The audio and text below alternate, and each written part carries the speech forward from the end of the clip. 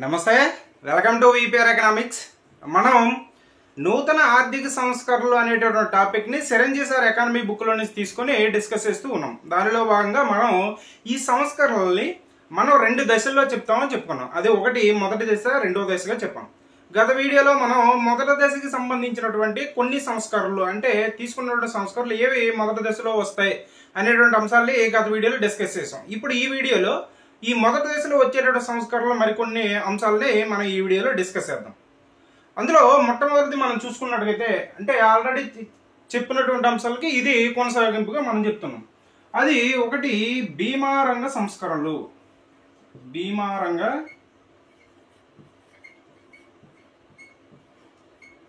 రంగ సంస్కరణలు మనకి 1993 సంవత్సరంలో మల్హోత్రా కమిటీని నియమించడం అనేది జరిగింది. ఈ మల్హోత్రా కమిటీ సూచనల మేరకు మనకి 1991లో తీసుకొచ్చిన అన్ని సంస్కరణలు కూడా ప్రారంభించిన అన్ని సంస్కరణలు కూడా మనకి గుత్తాధిపత్యం నుంచి అంటే ప్రభుత్వ రంగం నుంచి ప్రైవేట్ రంగానికి కొంత వెసులుబాటు, వారి ప్రవేశానికి కొన్ని దారులు ఏర్పరచడం కోసమనే మనకి ఈ సంస్కరణలను తీసుకురావడం అనేది జరిగింది.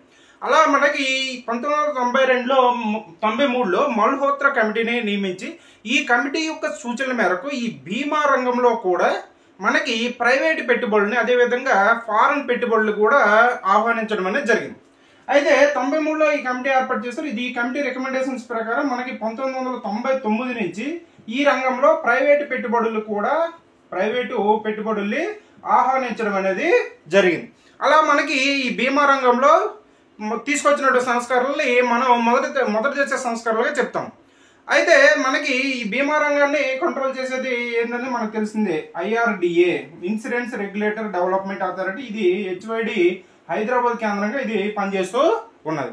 ఇలా మనకి ఈ బీమా రంగంలో సంస్కరణలు అనేది తీసుకురావడం అనేది జరిగింది. అదేవిధంగా రెండవదిగా మనం చూసుకున్నట్టుగైతే స్టాక్ ఎక్స్చేంజ్ సంస్కరణలు. Stock exchange reforms. ఈ స్టాక్ ఎక్స్చేంజ్ రిఫార్మ్స్ కానీ మనం చూసుకున్నట్టుగైతే మనకి 1992లో మనం NSEని ఏర్పాటు చేసుకోవడం అనేది జరిగింది. 1992లో NSEని ఏర్పాటు చేసుకోవడం అనేది జరిగింది. అదేవిధంగా 1992లోనే మనం సెబీని కూడా ఏర్పాటు చేసుకోవడం అనేది జరిగింది. Security exchange board of India, national stock exchange, ఈ రెండింటిని కూడా మనం NSEని ఏర్పాటు చేసుకుని అదేవిధంగా FII ఫారెన్ ఇన్స్టిట్యూషనల్ ఇన్వెస్టర్స్ని కూడా మనం ఆహ్వానించడం అనేది జరిగింది. ఇలా మనం ఈ స్టాక్ మార్కెట్ సంబంధించినటువంటి కొన్ని సంస్కరణలు కూడా మనం తీసుకురావడం అనేది జరిగింది. నెక్స్ట్ కానీ మనం చూసుకున్నట్టుగైతే మూడో అంశం కానీ మనం చూసుకున్నట్టుగైతే డిస్ఇన్వెస్ట్మెంట్.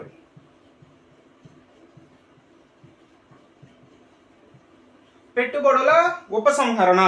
అంటే పెట్టుబడుల ఉపసంహరణ అంటే ఈ ప్రభుత్వ రంగ సంస్థల్లో ఉన్నటువంటి ప్రభుత్వ రంగ వాటాలని పూర్తిగా విక్రయించడం, ఆ సంస్థల్లో ప్రైవేట్ రంగాన్ని పూర్తిగా విక్రయించడం, లేదనుకుంటే కొంత వాటాని విక్రయించడం, ఇలాంటి సంస్కరణలు అనేది తీసుకురావడం అనేది జరుగుతుంది. మనకి 1992లో సి రంగరాజన్ కమిటీ యొక్క సిఫార్సుల మేరకు ఈ రంగరాజన్ కమిటీ సిఫార్సుల మేరకు భారతదేశంలో మనం ఈ పెట్టుబడుల ఉపసంహరణని ప్రారంభించడం అనేది జరిగింది. అలా ప్రపంచంలో మొట్టమొదటిసారిగా పెట్టుబడుల ఉపసంహరణ అనేది 1980లో మనకి 1980లో ఇంగ్లాండ్లో మార్గరెట్ థాచర్ ఈ పెట్టుబడుల ఉపసంహరణ చేసి ప్రభుత్వ రంగ సంస్థల్ని ప్రైవేట్ పరం చేసేయడం అనేది జరిగింది. అదేవిధంగా మనకి ఈ విధంగా చూసుకున్నట్టుగైతే భారతదేశంలో ప్రస్తుతానికి కూడా ఈ డిస్ఇన్వెస్ట్మెంట్ ప్రాసెస్ అనేది జరుగుతూనే ఉన్నది. నెక్స్ట్ మనం చూసుకున్నట్టుగైతే కన్వర్టబిలిటీ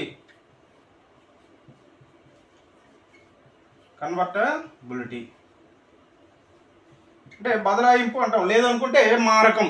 రూపాయి యొక్క మారకానికి సంబంధించి మనం తీసుకొచ్చినట్టు అంటే 1991లో సంస్కరణలు ప్రవేశపెట్టక ముందు భారతదేశంలో ఫిక్స్డ్ ఎక్స్చేంజ్ రేట్ అనేది ఉండేది. అంటే RBI అనేది మన భారతదేశం యొక్క ద్రవ్యాన్ని ఇతర దేశాల కరెన్సీలో మనం మార్చుకోవడానికి ఒక రేట్ అనేది ఫిక్స్ చేసి ఆ రేటు వద్దే మనం బదిలీ చేసుకోవడానికి అవకాశం అనేది ఉండేది.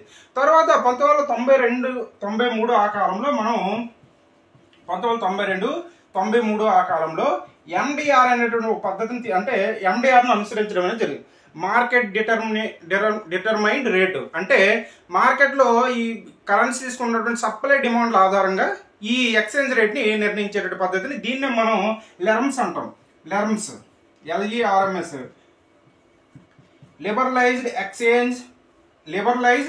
ఎక్స్చేంజ్ రేట్ మేనేజ్మెంట్ సిస్టమ్ అనేటువంటి పద్ధతిని మనం తీసుకురావడం అనేది జరిగింది. ఈ విధంగా మనం భారతదేశం యొక్క కరెన్సీని ఇతర దేశాల కరెన్సీల్లోకి, లేదంటే ఇతర దేశ కరెన్సీలు భారతదేశం యొక్క కరెన్సీల్లోకి మార్చుకోవడానికి కొంత మనం సరళీకృతం అనేది తీసుకురావడం అనేది జరిగింది. నెక్స్ట్ గా మనం చూసుకున్నట్లయితే ట్రేడ్ రిఫార్మ్స్.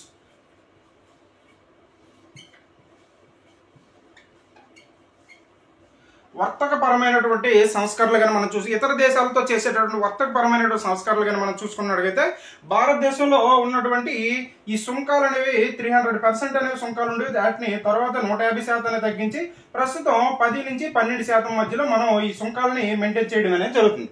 ఆ తర్వాత మనకి 1995లో మనకి WTO అనేది ఏర్పడింది, వరల్డ్ ట్రేడ్ ఆర్గనైజేషన్ అనేది ఏర్పడింది. ఇది ఏర్పడిన తర్వాత ప్రపంచంలో ఉన్న అనేక దేశాలు అనేవి ఈ దిగుమతి సుంకాల్లో సరళీకరణ తీసుకొచ్చి తగ్గించడం అనేది జరిగింది. దానితో మనకి ఈ దేశాలతో వాణిజ్యం అనేది, స్వేచ్ఛాపూరిత వాణిజ్యం అనేది జరపడానికి అవకాశం అనేది మనకి ఏర్పడడం అనేది జరిగింది. నెక్స్ట్ గా మనం చూసుకున్నట్లయితే అగ్రికల్చరల్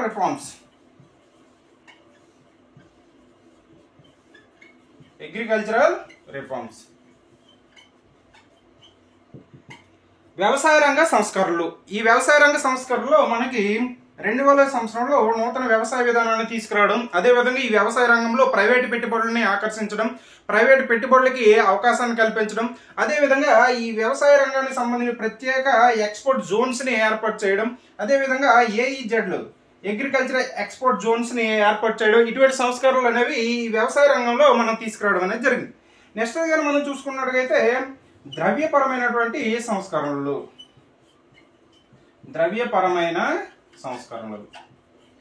ఈ ద్రవ్యపరమైన సంస్కరణలో భాగంగా మనం తీసుకొచ్చేటువంటి సంస్కరణలు ఏంటి, మనకి ద్రవ్య సప్లైని పెంచాలనే ఉద్దేశంతో, అదేవిధంగా ప్రైవేటు పెట్టుబడులు పెంచాలనే ఉద్దేశంతో ఈ ప్రైవేటు సంస్థలకి, పరిశ్రమలకి రుణాలు అనేది ఇవ్వడం కోసం అనేది SLRని, CRRని ఇటువంటి వాటిని తగ్గించేటటువంటి చర్యల్ని భారతదేశంలో తీసుకోవడం అనేది జరిగింది.